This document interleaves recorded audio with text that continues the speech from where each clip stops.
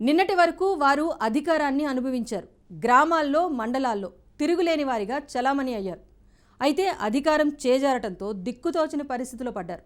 మరోవైపు అధికార పార్టీ నేతలు టార్గెట్ చేసి కేసులు బనాయిస్తూ ఉండటంతో ఇబ్బందులు రోజురోజుకు పెరుగుతున్నాయి. చిన్న గడ్డిపోచల్లాంటి ఇష్యూలు కూడా ఉరితాడులా మెడకు బిగుసుకొని ఊపిరాడకుండా చేస్తున్నాయి.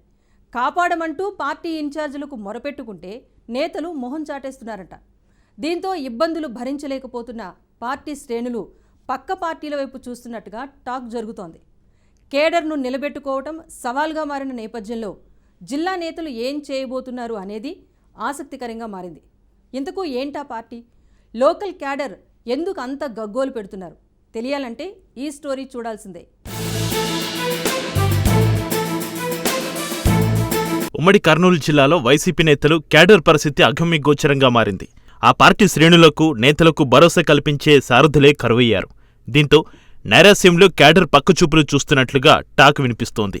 ఇన్ఛార్జీలు, నియోజకవర్గ బాధ్యతలు తీసుకున్న నేతలు, మండల, గ్రామస్థాయి నాయకులు, కార్యకర్తలను పట్టించుకోకపోవడంతో వారు గగ్గోలు పెడుతున్నారు. ప్రతిరోజు కాపాడమంటూ క్యాడర్ నుంచి వస్తున్న ఒత్తిడి పార్టీ జిల్లా నేతలకు సవాల్గా మారింది. 2019 ఎన్నికల్లో జిల్లాను క్లీన్ స్వీప్ చేసిన వైసీపీ గత అసెంబ్లీ ఎన్నికల్లో కేవలం 2 అసెంబ్లీ స్థానాలకే పరిమితమైంది. మిగిలిన 12 అసెంబ్లీ నియోజకవర్గాలతో పాటు 2 ఎంపీ సీట్లను టీడీపీ కూటమి గెలుచుకుంది. ఎన్నికల్లో ఓటమి తర్వాత కోడుమూరు, నందికొట్కూరు ఎమ్మెల్యే అభ్యర్థులు నియోజకవర్గాలకు దూరమైపోయారు. కర్నూలు వైసీపీ అభ్యర్థిగా పోటీ చేసిన మాజీ ఐఏఎస్ అధికారిది అదే పరిస్థితి. వీరంతా అప్పుడప్పుడు చుట్టపు చూపుగా వచ్చి వెళ్తున్నారే తప్ప నేతలకు, క్యాడర్కు అందుబాటులో ఉండడం లేదనే విమర్శలు వెలువెత్తుతున్నాయి. పార్టీని అంటిపెట్టుకుని ఉన్న నాయకులు, కార్యకర్తలకు భరోసా కల్పించకపోవడంపై విమర్శలకు తావిస్తోంది. ఈ క్రమంలో జిల్లా సారథులు పగ్గాలు చేపట్టిన కాటసాని రాంభూపాల్ రెడ్డి, ఎస్వి మోహన్ రెడ్డి దిద్దుబాటు చర్యలు చేపట్టినా ఆశించిన స్థాయిలో పురోగతి కనిపించడం లేదని టాక్ వినిపిస్తోంది. కోడుమూరు, కర్నూలు, నందికొట్కూరు నియోజకవర్గాల్లో అనిశ్చిత పరిస్థితులు స్పష్టంగా కనిపిస్తున్నాయి. వైసీపీ అధినేత జగన్ ఇచ్చిన పిలుపు మేరకు గ్రౌండ్ లెవెల్లో పనిచేసే క్యాడర్కు నియోజకవర్గాల ఇన్ఛార్జీలు సమాచారం ఇవ్వడం లేదని స్థానిక నేతలు వాపోతున్నారు. రైతులకిచ్చిన హామీలు నెరవేర్చాలని చేపట్టిన నిరసన కార్యక్రమం దీనికి ఓ ఉదాహరణ. తూతూ మంత్రంగా కార్యక్రమాలు జరగడంతో పార్టీ శ్రేణులను సమీకరించడంలో విఫలమయ్యారన్న విమర్శలు వెలువెత్తాయి.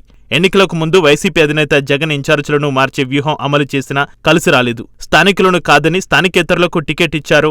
ఆయా చోట్ల పార్టీ ఓటమి పాలైంది. అప్పటి నుంచే పార్టీ శ్రేణులు స్థానికేతరులను వ్యతిరేకిస్తూ వస్తున్నారు. ఈ నేపథ్యంలో ఇన్ఛార్జీల మార్పులు, చేర్పులు చేపడతామని ప్రకటించిన వైసీపీ అధినేత జగన్ ఇప్పటివరకు ఎలాంటి మార్పులు, చేర్పులు చేపట్టలేదు. ఈ క్రమంలో పార్టీ అధిష్టానం ఏ నిర్ణయం తీసుకుంటుందోనని ఆసక్తికరంగా మారింది.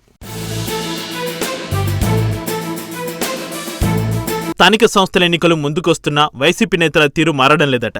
అధికార పార్టీ నేతల ఎత్తులను సమర్థవంతంగా తిప్పికొట్టే విషయాన్ని ఎవరూ పట్టించుకోవడం లేదు. ఎన్నికల ముందు ఇచ్చిన హామీలు అమలు చేయడంలో ప్రభుత్వం కాలయాపన చేస్తుండటంతో ప్రజల్లో వ్యతిరేకత పెరుగుతుంది.